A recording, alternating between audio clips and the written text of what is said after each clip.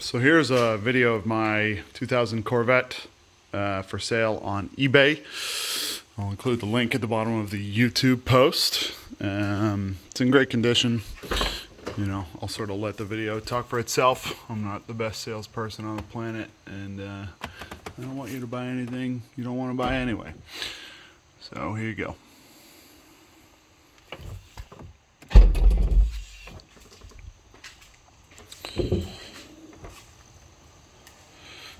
Underneath this mat is the little mount for the sunroof, and then I've got some wiring here for a sub. You can have the sub. So I'm going to set up the camera here as I fire up the exhaust. I can set it like right here as I fire up the car, rather.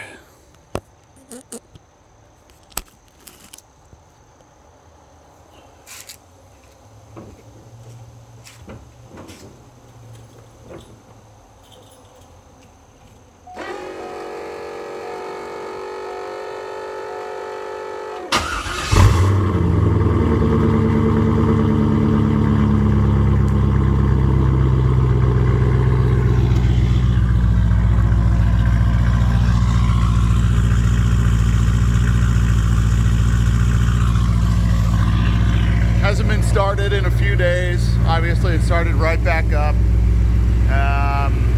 There is an oil pump in the trunk and a little access panel underneath here for the rear mounted turbo. So that's what you would have heard when it was starting up. Can't really hear it as you're driving it or running it because the exhaust really overpowers it, as well as the sub. But you can definitely hear it when it's just, you know, when the ignition is on but the car's not started. So,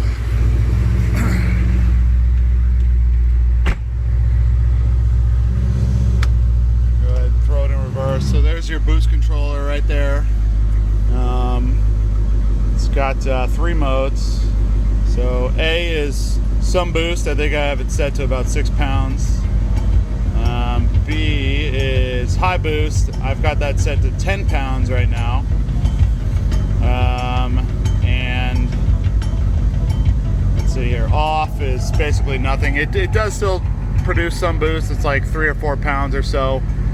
Feels pretty similar to stock. A little bit more power. Let me close the hatch here so I can take you for a drive.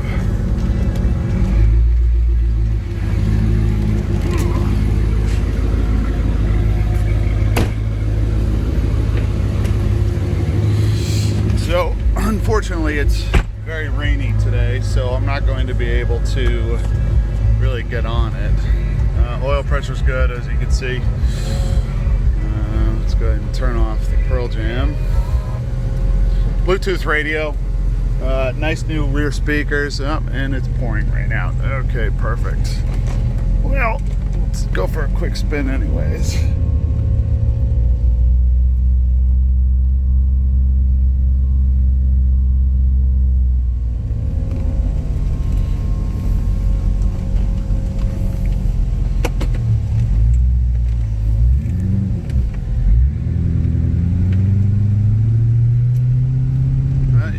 Headlights work, and as do my windshield wipers.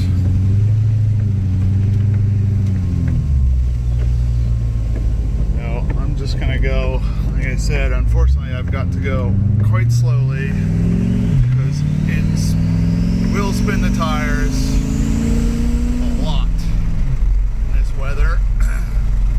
But if you want to see my time slips from the New England Dragway, more than happy to post those.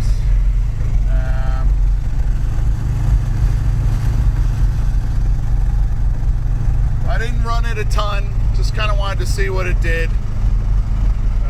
The best I ever got it down to was 12.285, and I think it was 117 miles an hour. But honestly, what I've used this car the most for is just cruising around. You can see the heads-up display. My speed limit here is 45, and I usually stick around that as I drive it. Let's kill that. The rain might have passed.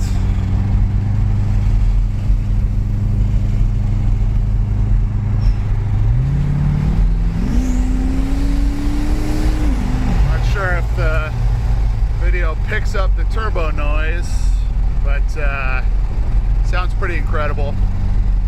Sounds like a big diesel pickup truck, honestly, because the turbo is right there at the end of the exhaust. So it's really not muffled at all. Alright, so I'm going to pull a Yui in the school here. I can get back on it one or two more times. Again, right now it's in low boost, or rather no boost mode, because it's pouring rain. At least the streets are very wet, but it actually hooks better than I expected it to. Second gear hits very, very hard and quick. The transmission is built, I don't know by who or how. Andrew at Complete Street did not open it up. He just saw the servo and said, well, clearly it's been built. And also, it hasn't exploded with all this power, so clearly it's been built because these transmissions are very well known for doing just that over the 400-ish horsepower number, whatever.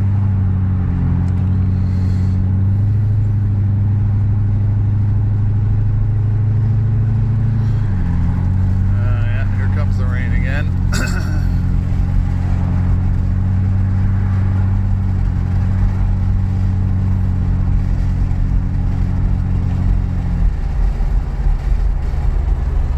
I will say the wipers, they don't seem to work in any position but like sort of fully on.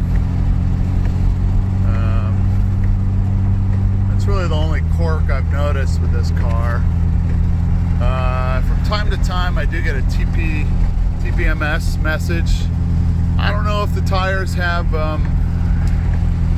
sensors in them or not. I'm pretty sure that can be disabled with tuning or coding. It doesn't really bother me at all. All I ever do when it comes up is just hit this little reset button down there. Yeah, I'm not really going to get much of a chance to really get on it here, but yep, spun the tires hard. The traction control works though. It's a good example of that. It actually works really well with even this much power. So you can't get yourself into too much trouble. Obviously you turn it off at the dragway, but for typical driving you're going to want to have it on. The tires are pretty sticky. They're extreme contacts, 295 in back, and they actually handle the power on the street pretty well.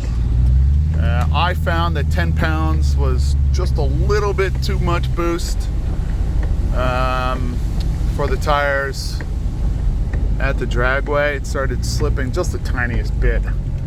I had to pedal it the tiniest amount.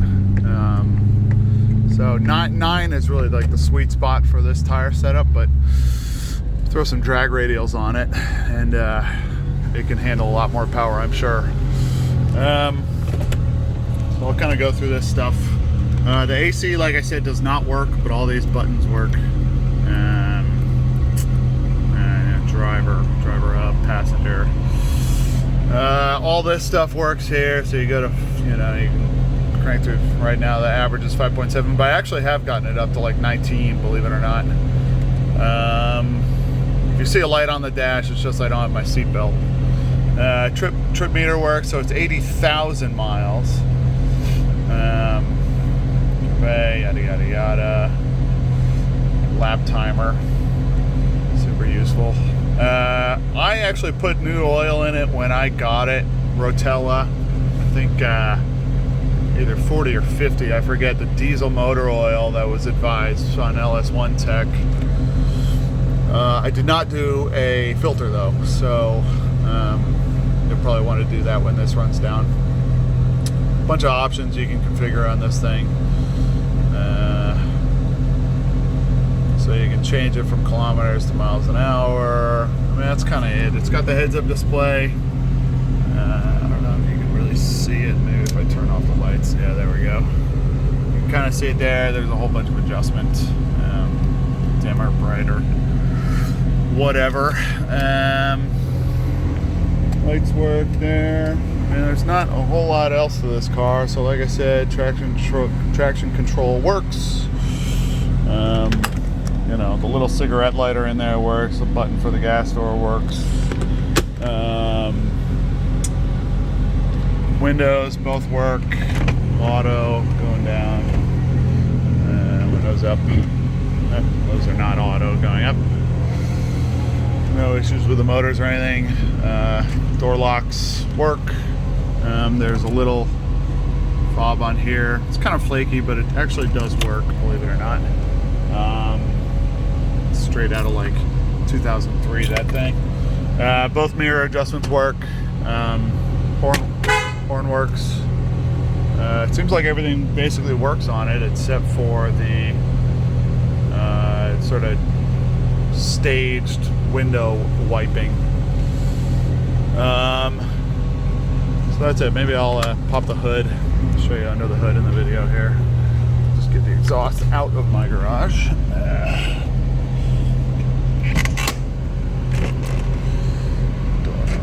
Unlock. There we go.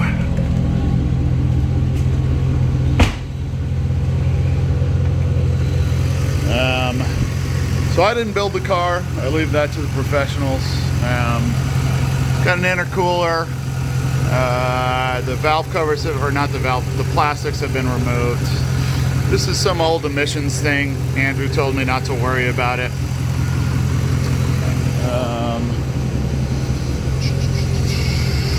So over here we've got the Mighty Mouse catch can.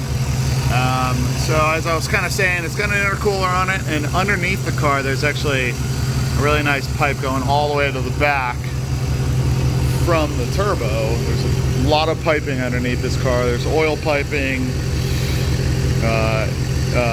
intercooler intake, and exhaust, obviously. So there's a lot of stuff under there. But the intercooler pipe, you can't see it from here, let's see. Intercooler pipe is kind of cool. Obviously it's low because the car was never meant to have that, so they mainly gusseted it or something, threw on a lot of extra metal underneath it, so if you ever do scrape it, it's not going to be a problem. So that's really it. I'm going to take a bunch of pictures, so check all that stuff out and let me know if you have any questions.